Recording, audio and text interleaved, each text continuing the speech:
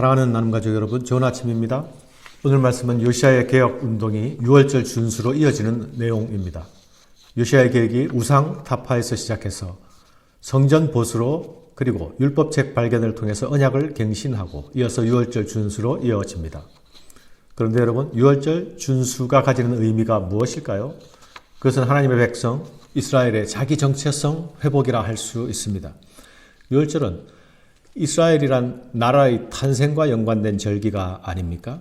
6월절의 기억 속에는 출애굽에서 가나안이란 자기 민족의 첫 발족의 기억이 서려 있습니다. 그중에도 특별히 어린 양의 피를 문설주에 발라 죽음으로부터 구원받은, 구출받은 경험을 그 기억 속에 가지고 있습니다.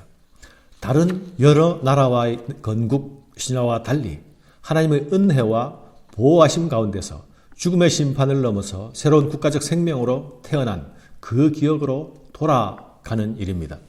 그러므로 이스라엘이 6월절을 지킨다는 것은 자신들이 어떤 존재인지에 대한 자기의 근본을 기억하는 일입니다. 신앙의 문제는 언제나 내가 누구인지를 잊어버리는 일에서부터 시작됩니다. 그래서 이스라엘에게 있어서는 그 6월절 준수가 언제나 신앙의 시금석 역할을 하는 것입니다. 우리 그리스도인들이 구원의 감격을 잃어버릴 때에 성도의 정체성도 잃어버린다는 사실을 기억해야 할 것입니다.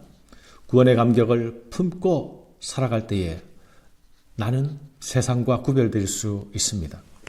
구원의 감격을 가진 자들은 내가 무엇으로부터 떠나온 자들인지, 내가 어떻게 다시 시작된 자인지, 무엇으로부터 구별되고 어디서부터 시작을 하였는지, 내가 무엇으로부터 해방되었는지를 기억합니다.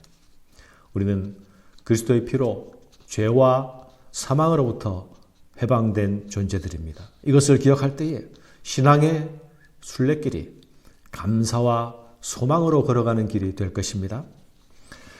요시야의 6월절 준수는 말씀대로 지킨 6월절입니다.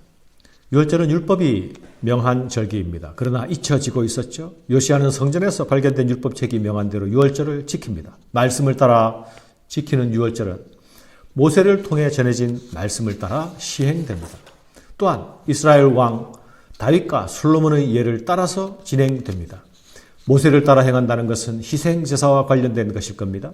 또한 다윗과 솔로몬을 따라 행한다는 것은 성전에서 치러지는 예식에서 예위 사람들의 직무와 관련된 일입니다. 말씀을 따라 행하는 일이 모세와 다윗과 솔로몬의 족적을 따라간 것입니다.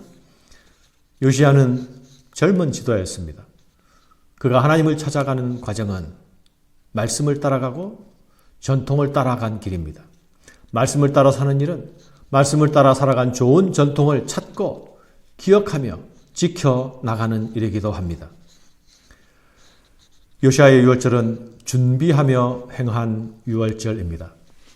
요시야의 6월절은 사무엘 이후 그 같은 6월절이 지켜지지 아니하였다로 평가되지 않습니까?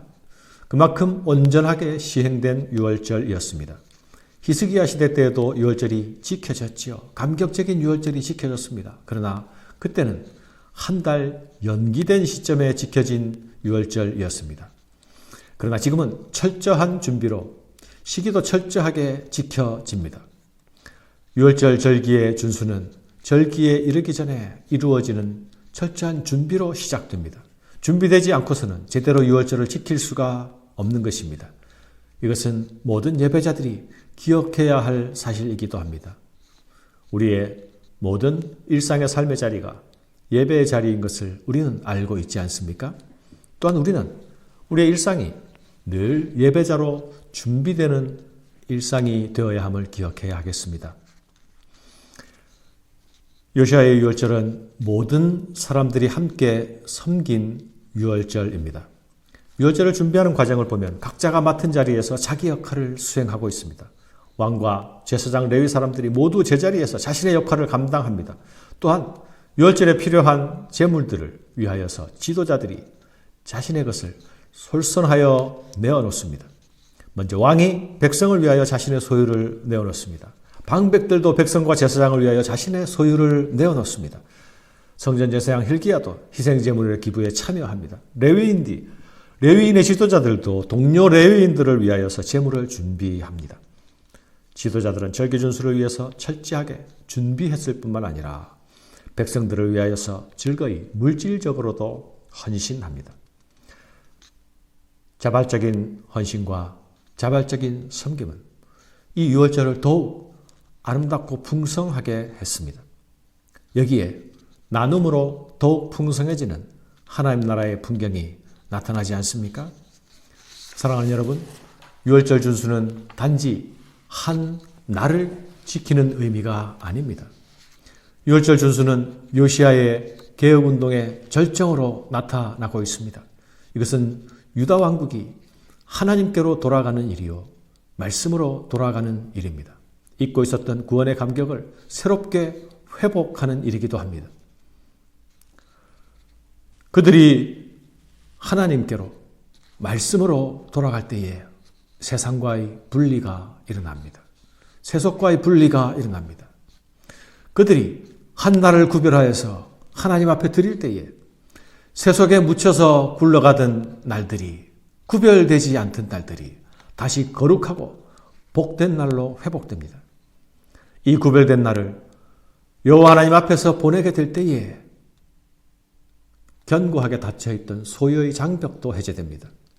가진 것들이 즐거이 나누어지고 모두가 풍성히 드리고 누리는 축제가 되는 것이죠.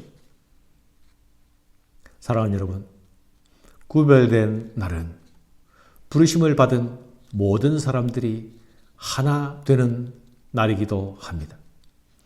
왕과 모든 백성들이 함께 이 날을 기억하며 즐거이 참여합니다. 이때 비로소 하나님께서 부르신 하나님 나라의 아름다운 풍경이 나타나고 그려지기 시작합니다. 잃어버린 거룩한 교회의 얼굴을 회복하게 되는 것입니다. 하나님을 찾는 자들에게 주시는 하나님의 은혜입니다. 하나님은 자신을 찾는 자들에게 하나님의 얼굴을 비추어 주십니다. 하나님을 찾는 자는 잃어버린 하나님의 얼굴을 회복하는 자입니다. 우리가 구원의 감격을 회복할 때에 하나님의 은혜의 얼굴을 다시 나타내실 것입니다. 우리가 잃어버린 예배를 회복할 때에 하나님은 그 얼굴의 영광을 우리에게 비추어 주실 것입니다. 우리가 우리의 부르심을 따라 거룩한 하나됨을 회복할 때에 하나님은 우리로 그 나라의 그림이 나타나게 하실 것입니다. 오늘 아침 우리가 그 얼굴을 회복하는 교회, 그 얼굴을 회복하는 가정, 그 얼굴을 회복하는 우리 자신이 되기를 바라며 시작하는 한 날 되기를 바랍니다. 감사합니다.